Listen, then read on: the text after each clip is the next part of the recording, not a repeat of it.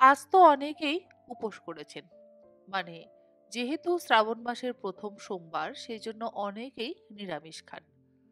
আবার পুরো শ্রাবণ মাসও কিন্তু অনেকেই নিরামিষ খান। আর সেইজন্যই আমিও আজকে আপনাদের সাথে নিরামিষ একটি রেসিপি শেয়ার করছি। তার জন্য নিয়েছি এখানে সেদ্ধ আলু, সুইট কর্ন আর নিয়েছি পানি ফলের আটা, যেটাকে আমরা বলি সিঙ্গারার আটা। প্রথমেই দুটো সেদ্ধ আলুর খোসা ছাড়িয়ে নিয়ে গ্রেটারের সাহায্যে ভালো করে গ্রেট করে নেব, যাতে আলুর কোনো বড় টুকরো থেকে না যায়। আর অনেকেই হয়তো বলবেন যে সিঙ্গারার আটা দিদি কোথায় পাওয়া যাবে? যে কোনো ডিপার্টমেন্টাল স্টোরে আপনারা পানি ফলের আটা বা সিঙ্গারার আটা কিন্তু কিনতে পারবেন। অনেকেই উপোসের দিনে গমের আটা বা ময়দা খান না, তারা পানি ফলের আটা বা সিঙ্গারার আটা কিন্তু অবশ্যই খেতে পারেন। গ্রেটারের সাহায্যে আলু দুটো গ্রেট করে নেওয়ার পর আমি একটা স্প্যাটুলা দিয়ে ভালো করে ম্যাশ করে নিলাম। এরপরে দিয়ে দিচ্ছি এর মধ্যে দুমুঠো সুইট কর্ন। সুইট কর্ন গুলোকে কিন্তু আমি সেদ্ধ করে নিই, কাঁচাই ব্যবহার করছি। আর দিয়ে দিচ্ছি বেশ কিছুটা পরিমাণে ধনেপাতা কুচি। ধনেপাতার পরিমাণ আপনারা নিজেদের ইচ্ছে মতন ব্যবহার করবেন। ১ চা চামচ দিয়ে দিলাম জিরে গুঁড়ো, 1/2 চা চামচ চিলি ফ্লেক্স। তার সাথে দিয়ে দেব স্বাদ অনুসারে লবণ, আর দেব অল্প একটু গোলমরিচের গুঁড়ো। আমি কিন্তু এখানে সন্দক লবণই ব্যবহার করছি। সামান্য একটু হিং ব্যবহার করলাম, ওই 1/4 চা চামচ পরিমাণে। আর দিচ্ছি দুটো কুচিয়ে নেওয়া কাঁচা লঙ্কা। তার সাথে দিয়ে দিচ্ছি 3 টেবিল চামচ পরিমাণে সিঙ্গারার আটা, অর্থাৎ পানি ফলের আটা। এবারে সবকিছু একসাথে ভালো করে মেখে নেব।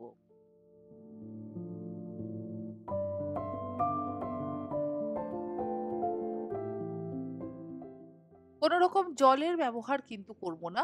আর আপনারাও যখন বাড়িতে বানাবেন জলের ব্যবহার করবেন না। দেখবেন প্রথমে একটু শুকনো শুকনো লাগলেও ধীরে ধীরে কিন্তু সুন্দর একদম টাইট ভাব চলে আসবে, মানে বাইন্ডিংটা কিন্তু খুব সুন্দর হবে। আমি এর থেকে এবারে একটু লেবুর থেকে বড় সাইজের বল বানিয়ে নিচ্ছি। যে পরিমাণে আমি আটা, আলু আর কর্ন ব্যবহার করেছি তাতে আমার মোট ৬টা টিক্কি কিন্তু তৈরি হবে। আপনারা চাইলে এটা দিয়ে রোলও বানাতে পারেন।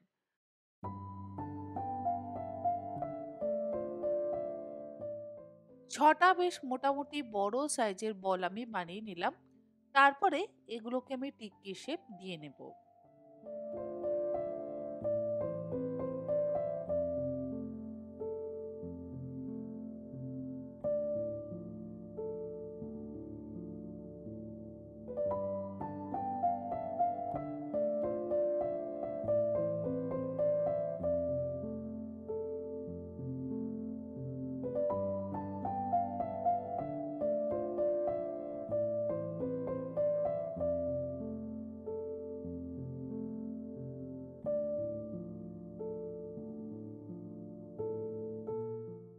সবকটা টিক্কি গড়ে নেওয়া হয়ে গেলে এবারে আমি ফ্রাই প্যানের মধ্যে অল্প একটু সাদা তেল দিয়ে শ্যালো ফ্রাই করে নেব। ডিপ ফ্রাই কিন্তু করছি না। খুব অল্প তেলেই আমি আলু এবং পানি ফলের আটার টিক্কিগুলোকে বানিয়ে নিচ্ছি। অনেকেই হয়তো জিজ্ঞাসা করবেন যে দিদি, পানি ফলের আটা তো আজকে বাড়িতে নেই, তাহলে কি গমের আটার ব্যবহার করতে পারি? অবশ্যই পারেন। গমের আটা বা ময়দার ব্যবহার আপনারা করতেই পারেন, যদি আপনারা উপোসের দিনে গমের আটা বা ময়দা খেয়ে থাকেন। সিঙ্গারার আটা দিলে অবশ্যই স্বাদটা তো পরিবর্তন হয়। এবং যেহেতু উপোসের দিন অনেকেই পানি ফলের আটা বা সিঙ্গারার আটা খেয়ে থাকেন, সেই জন্যই আমি আজকে আপনাদের সাথে এই রেসিপিটা শেয়ার করলাম। আর দেখুন, একটা সাইড ২ মিনিট করে আমি লো টু মিডিয়াম ফ্লেমে ভালো করে সেঁকে নিচ্ছি, তারপর অন্য সাইড উল্টে দিচ্ছি। আর তেলও কিন্তু খুব অল্পই ব্যবহার করেছি। মাঝখান থেকে একটু চেপে চেপে টিক্কিগুলোকে চ্যাপ্টা করে দিচ্ছি। যদি আপনারা চান এই টিক্কিগুলো বানানোর পর টক দই ভালো করে ফেটিয়ে নিয়ে তার মধ্যে অল্প একটু লবণ, অল্প একটু ভাজা জিরের গুঁড়ো, একটু গোলমরিচের গুঁড়ো, একটু গুঁড়ো চিনি দিয়ে ভালো করে মিশিয়ে, আর একটু লঙ্কা কুচি, ধনেপাতা কুচি দিয়ে মিশিয়ে এই টিক্কিগুলোর ওপরে ওই টক দইটা দিয়েও কিন্তু খেতে পারেন। দেখবেন অসম্ভব ভালো লাগবে। মানে টিক্কি চাট বানিয়েও কিন্তু আপনারা খেতে পারেন।